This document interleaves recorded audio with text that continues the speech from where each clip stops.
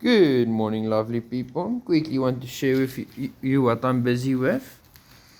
This is a mulberry cudgel or knopkierie that I heavily did raspberry firework on and then burned it. I did a secondary knob at the bottom. This is apricot wood.